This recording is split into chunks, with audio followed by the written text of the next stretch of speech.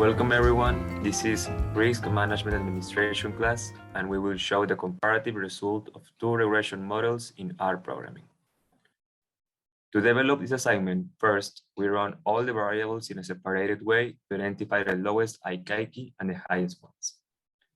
And then assign them into the model called best model and bad model respectively. The lowest variables included in best model are sex, region, grade, interest rate, employment length, and annual income. On the other hand, we have established model income or bad model because it shows the highest IK key only using the variable annual income. Then we look up at the range of both models to identify which one has a wider range, and the best model is still on the first place. It goes from 0 to 0.75. The model Inc. is far away to be a good model because its range goes from 0.004 to 0.18. This would not give us enough range to discriminate the good loans from the bad ones. Well, our last step on this investigation was to create and analyze the plots for each model. The key is to find a model that accepts the largest number of loans with the lowest bad rate possible. After comparing both graphics, we conclude that our good model is better than the bad one because the good one has a lower bad rate than the bad model at any acceptance rate level. For example, if we have an 80% of acceptance rate, the bad rate from the good model will be at 6%, and from the bad model, it will be at 10.7%.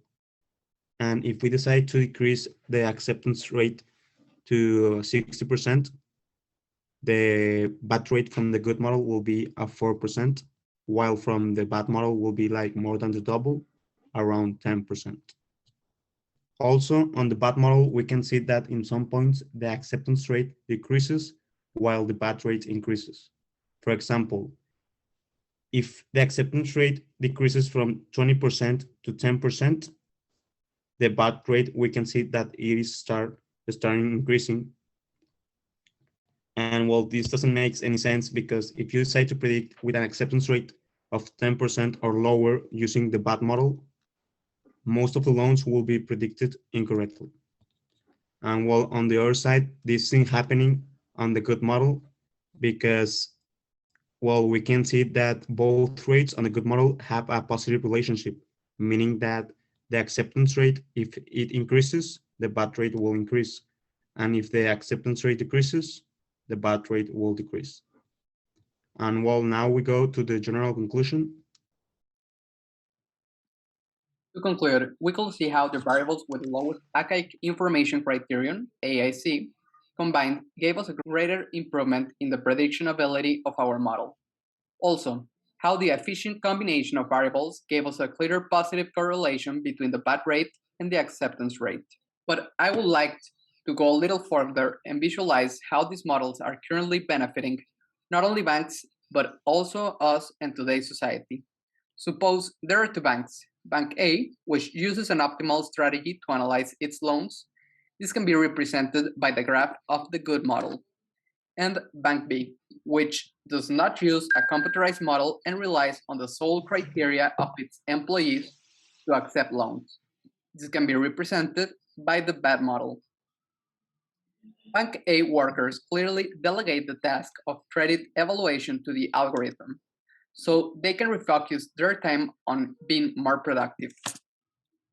In Bank B, the workers, apart from receiving the request, have to evaluate the request based on the criteria and might not be as efficient, causing a worker who is more expensive than a machine to spend a lot of his time processing a smaller number of loans compared to a Bank A.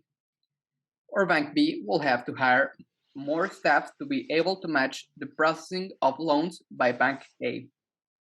Despite the extra effort of Bank B, assuming that both banks have an acceptance rate of 80%, it will have a bad rate of almost 10.75% compared to Bank A with 6%. Taking into account that banks do not like to operate in losses, they look for a way to transfer the risk by creating the risk premium. The bank generates its interest rates taking into account the risk-free rate, from which it deducts its operative expenses to later pay depositors, and adds the risk to the cost of debt for the person requesting the loan. If we analyze the case of Bank A by reducing its operative expenses, it can increase the rate of return for its depositors, being more attractive to save your money, and it can also provide loans with a much lower interest rate than Bank B, being more attractive for clients in both cases. Even if you're a saver of an investor, a bank that uses Model A will be benefiting you and creating a better economic chain. Savers have a higher rate on their savings, probably for their retirement or kids' future university. And borrowers can get a better rate for the growth of their business or to buy a home for their family. Thank you so much.